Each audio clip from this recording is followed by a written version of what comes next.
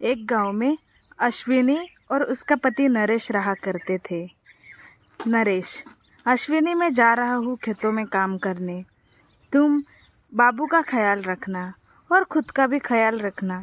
मैं अभी खेतों में काम करने जा रहा हूँ। ठीक है अश्विनी, आप जाइए।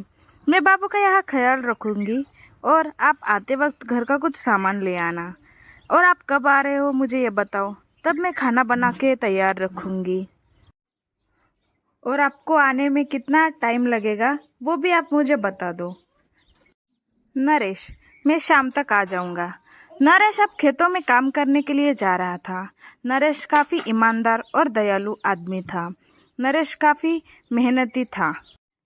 जमींदार अश्विनी को चोरी छुपे मिलने आया करता था। आओ आओ, आज मुझे क्या लेके आए हो? आज तो मैंने तुम्हारे लिए सोने के झुमके लाए हैं, जरा देखना कैसे है। ये सब गलत बातें अश्विनी और जमींदार के बीच चल ही रही थी। अश्विनी कहती है, ठीक है, आप अंदर आ जाइए। आपके लिए मैं अभी नाश्ते का प्रबंध करती हूँ। हाँ, मैं इसीलिए तो आया हूँ। ठीक है, चलो अंदर चलो, अंदर चल के बात करते हैं। जमींदार, अश्विनी, तुम मुझे बहुत पसंद हो। मैं तुमसे बहुत प्यार करता हूँ। तुम तुम्हारे पति को यानी नरेश को छोड़ दो। नहीं, ऐसा भूल कर भी मत करना। मैं उसे नहीं छोड़ सकती। मेरा एक छोटा सा बेटा है। मैं उसे छोड़ के नहीं आपके साथ रह सकती। हम ऐसे ही मिलेंगे। तभी अश्विनी और जमींदार घर के अंदर आके बातें करने लगते हैं। आप हमेशा ऐसे ही मिलने आया करो मुझसे। मुझे बहुत अच्छा लगता है जब आप मुझे मिलने आते हो और सोने का कुछ गहना मेरे लिए लाते हो। वहाँ नरेश इन बातों से काफी अनजान था। नरेश तो यही सोचता था, मेरे पत्नी को मैंने आज तक कुछ नहीं दिया। अगर इस बार अच्छे पैसे मिले तो मैं अश्विनी के लिए साड़ी खरीद के लाऊंगा। बेचारा नरेश सब बातों से अनजान था। यहाँ पे नरेश आते ही देखता है कि जमींदार और अश्विनी एक साथ मिलके दोनों बात कर रहे थे। नरेश कहता है, ये क्या है अश्विनी, मैं काम पे चला जाता हूँ तो तुम जमींदार को यहाँ बुला के ये सब काम करती हो? तुम्हें शर्म नहीं आई? और हमारे बेटे के बारे में भी तुमने नहीं सोचा। तुमने पैसा ही चुना। नहीं जी, मुझे माफ कर दीजिए। मैं गलती हो गई मुझसे, मुझे माफ कर दीजिए। और अश्विनी काफी रोने लग जाती है, लेकिन नरेश उसे माफ नहीं करता। अश्विनी काफी रोती है, लेकिन नरेश उसे माफ नहीं करता। फिर भी नरेश कहता है, अब तुम इस जमींदार के साथ ही रहना और इनके साथ ही जिंदगी काटना। मैं तुम्हारे साथ नहीं रह सकता। मैं अपने बेटे को लेके इस घर से जा रहा हूँ।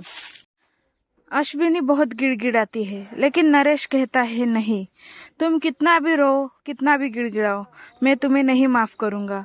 तुम मेरे गरीबी में मेरा साथ नहीं दे सकती, तो तुम्हें सुख में रहने का भी मेरे साथ कोई हक नहीं है। तुम मेरे साथ नहीं रह सकती। लेकिन अश्विनी बहुत रोती है। नरेश और नरेश का बेटा अश्विनी को छोड़ के दूसरे गांव चले जाते हैं। अश्विनी काफी रोती है। अश्विनी कहती है, हे भगवान, मैंने क्या कर दिया? मैंने इतने अच्छे पति को और बेटे को खो दिया। इसका पश्चाताप तो अब मुझे करना ही पड़ेगा। नरेश और उसके बेटे के जाते ही जमींदार और अश्विनी में ये बात चलती है। अश्विनी कहती है, तुम अब यहाँ क्या खड़े हो? तुम यहाँ से चले जाओ। मैं तुम्हारा मुंह तक नहीं देखना चाहती। तुमने ही मुझे पैसों का लालच दिया। अभी तुम्हारा बेटा भी गया है, जमींदार कहता है, और तुम्हारा पति भी गया है। अब तुम मेरे घर चलो। तभी अश्विनी कहती है, मैं नहीं आऊंगी। मैं अब यहाँ अकेले रह के अपनी जिंदगी काटूंगी। यही मेरी सजा है। अश्विनी अब काफी पछता रही थी।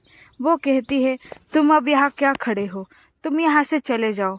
ठीक है, तुम भी बहुत पछताओगी। मेरे पास नहीं आओगी तो कहाँ जाओगी? जमींदार ऐसा कहता है। उसे लगता है कि अब वो अश्विनी उसके पास आएगी, लेकिन अश्विनी नहीं मानती। वो अकेले ही रहना पसंद करती है। यहाँ नरेश और उसका बेटा गांव छोड़ के दूसरे गांव में आ जाते हैं। वहाँ एक छोटी सी कुटिया में वो दोनों रहने लग जाते हैं। नरेश का बेटा कहता है, पापा, मम्मी हमारे साथ क्यों नहीं आई? तभी नरेश कहता है, बेटा आगे से मम्मी हमारे साथ नहीं रहेगी, अब उनका नाम भी मत लेना। तुम बहुत पढ़ाई करना और बड़े आदमी बन जाना। मैं भी तुम्हें पढ़ाने के लिए खेतों में काफ़ी मेहनत करूँगा। अब मेरे जीने की वजह ही तुम हो। अब मैं तुम्हारे भरोसे ही जीऊँगा, वरना मैं कब का मर जाता। तुम हो इसीलिए मुझे जीना पड़ रहा है।